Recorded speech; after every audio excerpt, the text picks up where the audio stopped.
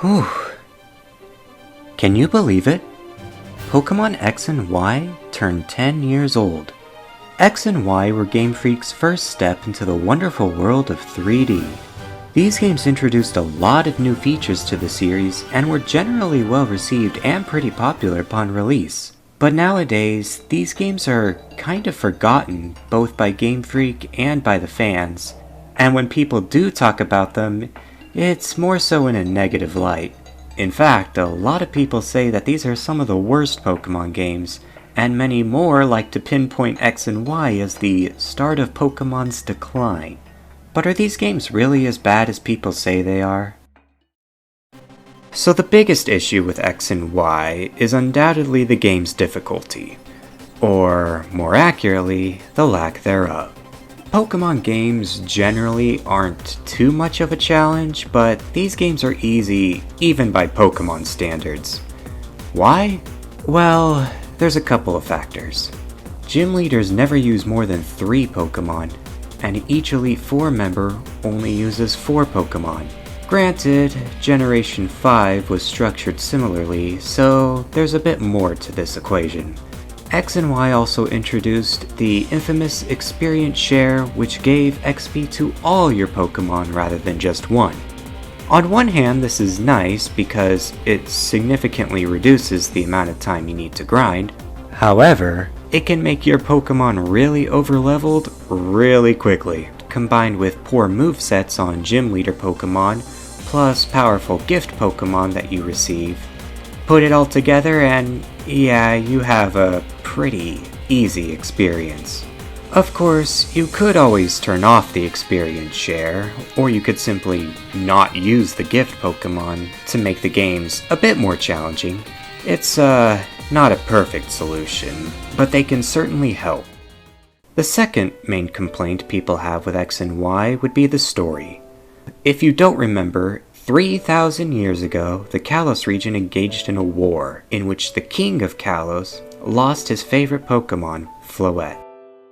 Devastated, he developed a giant machine that brought Floette back to life, but the Floette ended up leaving him because he saw all the destruction the machine caused. Then, in the present day, Team Flare wants to restore that machine and use it to wipe out humanity. Why? According to Lysander, the boss of Team Flare, humans make the world impure, and he wants to preserve the beauty that's found within Kalos, which may sound like a stupid motive at first, but keep in mind that in the context of the Kalos region, where the entire culture is built around beauty, I think trying to preserve it makes a fair amount of sense. Now, granted, the story is definitely not perfect. The pacing could definitely be a lot better, and it can definitely go more in-depth into some of the characters. It's certainly not the best story in the series, but it's far from the worst. The third major complaint people have with these games are the characters, specifically the rivals, and yeah, I kinda have to agree. Tierno and Trevor, and to a lesser extent Shauna, have very little relevance to the story, and they don't really need to be in the game at all. They're just kind of there. I think it would have been better if they had more fulfilling character arcs, or any sort of character arc at all, and the same could be said for the majority of characters in this game. That's not to say all the characters are poorly written though. I think AZ was a really interesting character, and despite not having a ton of screen time, the endgame scene, in which his Floette finally returns to him, is really well done. And once you reach the post-game, you get to meet Emma, a young girl from the slums, whose only friend is an Esper, who ends up getting hired by Team Flare, who's tricked into wearing a battlesuit and engaging in fights with trainers, who ends up taking over the Looker Bureau after Looker leaves. And I'm gonna be real with you, Emma is the most underrated character in all of Pokemon. Because her story is genuinely good, but it gets swept under the rug by so many people who never played X and Y's post-game or skipped through the Looker scenes entirely. There's also some other issues with the game, like certain areas that look like that they can be accessible but aren't. It's a bummer for sure, but personally I wasn't too bothered by it. And X and Y are sometimes accused of starting the Gen 1 pandering trend, which I have to disagree with. Don't get me wrong, X and Y do make a lot of references to Kanto, but then again, so do most games in the series.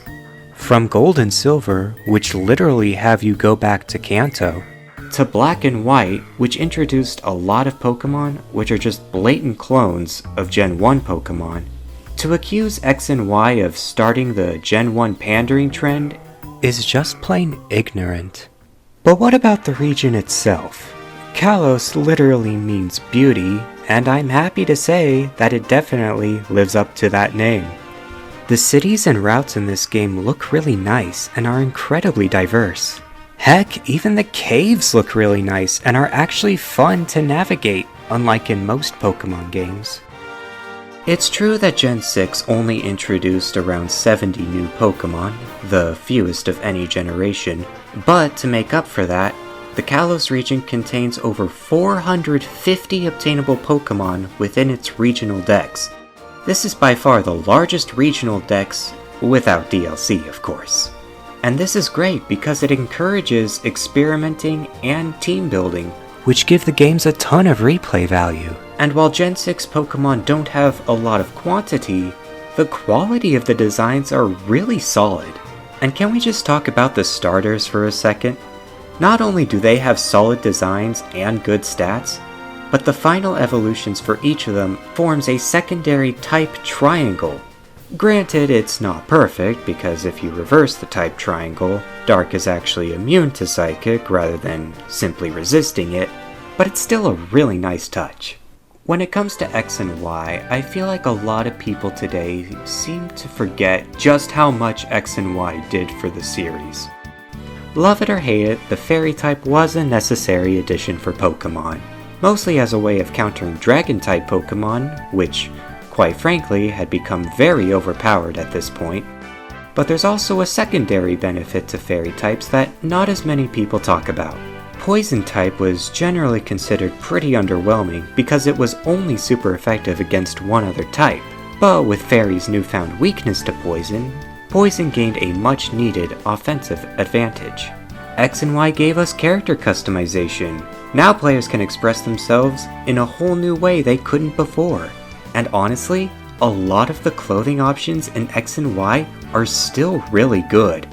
And then there's the Pokemon-a-Me, where players can interact with Pokemon on a more personal level. You can feed them, pet them, and even play minigames with them. This was a really popular feature at the time, and it's really unfortunate that it's kind of forgotten now. This game also gave us Super Training and Horde Battles, both of which are an excellent way to EV train your Pokemon, making competitive battling much more accessible than it had been in previous generations. The player search system is still the best communication system to this day. All you have to do is tap the friend icon and boom, you're connected. No special rooms, no annoying codes, just a clean, streamlined interface. I really wish they kept this. Talking about the soundtrack in Pokemon might seem like kind of a low bar, because Pokemon has always had good music. But just take a minute to listen to some of my personal favorite songs from this game.